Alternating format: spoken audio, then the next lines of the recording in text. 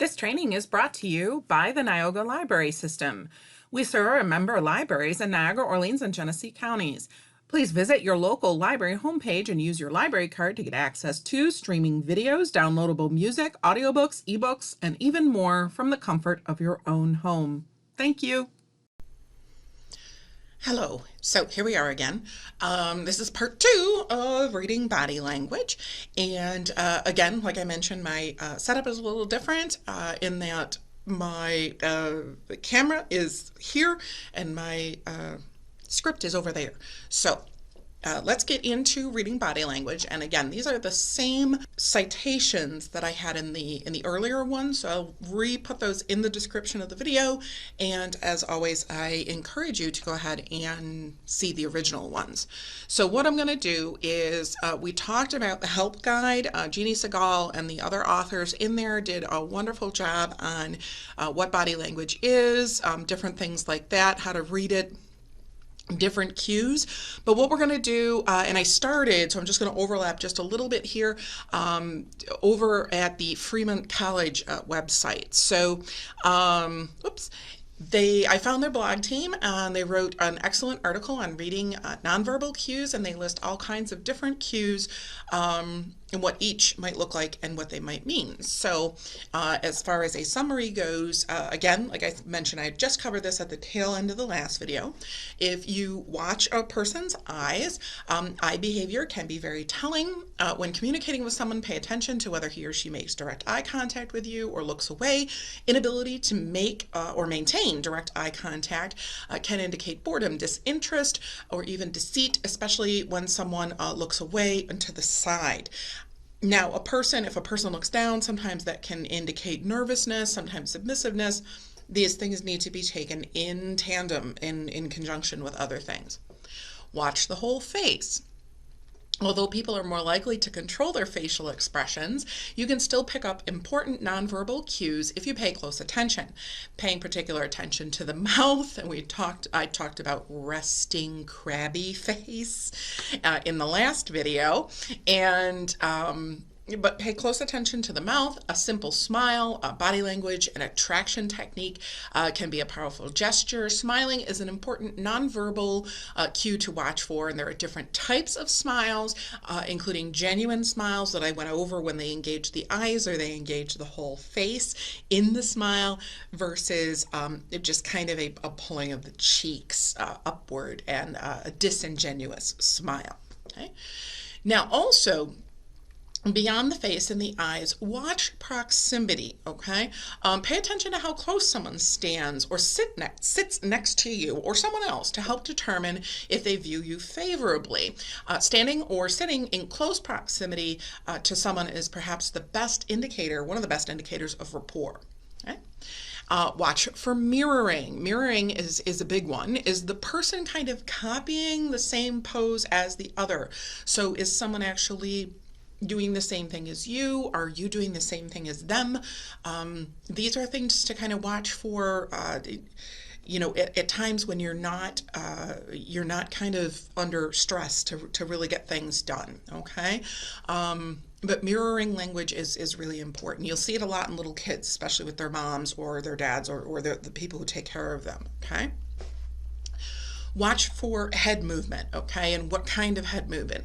The speed at which a person nods their head when you are speaking indicates their patience or lack thereof. Slow nodding indicates that a person is interested in what you're saying and wants you to continue to talk. And fast nodding indicates that the person has had enough. They're done, okay?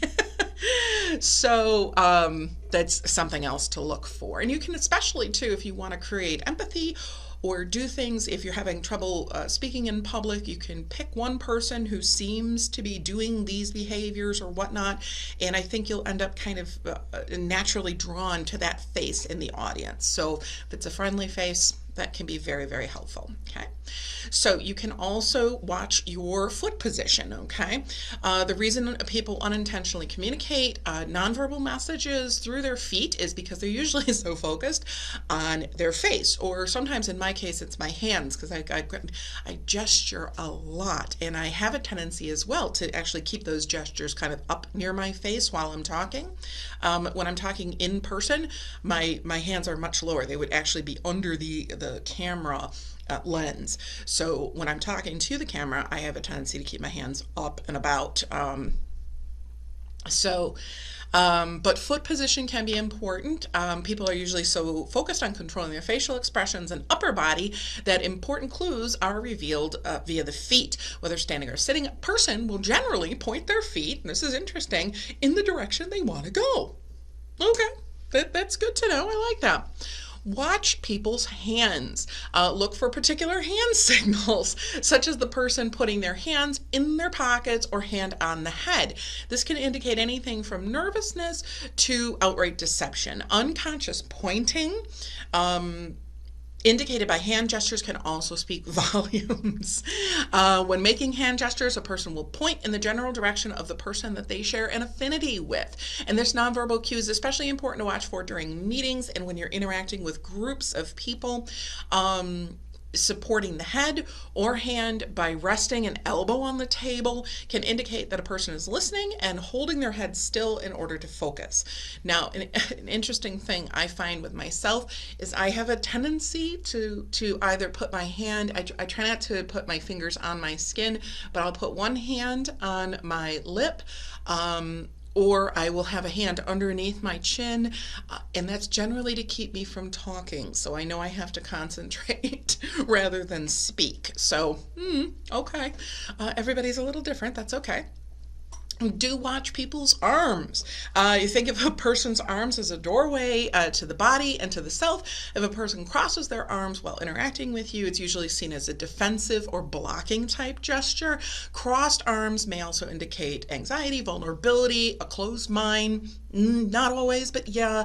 If crossed arms, though, are accompanied by a genuine smile, remember, kind of a whole face engagement, and an overall relaxed posture, it can indicate a confident and relaxed attitude. Okay. When someone places their hands on their hips, I think they call that the making your hands go akimbo, when it's on your hips, and I'll just try and stand up here without, but it end up like this. It's kind of a strange shirt to wear for this, so maybe next time I'll remember that. But placing your hands on your hips generally just tries to exert dominance.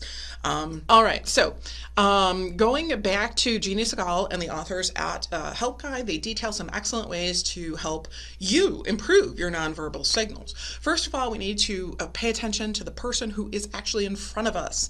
Nonverbal communication is rapidly flowing back and forth process. It requires your full focus on the moment to moment experience. If you're planning what you're going to say next, if you're checking your phone or you're thinking about something else, you're almost certain to miss nonverbal cues and not fully understand the subtleties of what is being communicated. They mentioned stress. Oh my goodness. Now, if I had a nickel for every time I've been talking about stress here, but hey, stress compromises your ability to communicate. When you're stressed out, you're more likely to misread other people, send confusing or off-putting nonverbal signals, and lapse into unhealthy knee-jerk patterns of behavior. And remember, emotions are contagious, all right? If you're upset, it's very likely to make others upset, and thus you can make a bad situation even worse. If you're feeling overwhelmed by stress, take a time out if you can. Now, a timeout could be as little as doing one of the centering exercises. We talked about that in another video.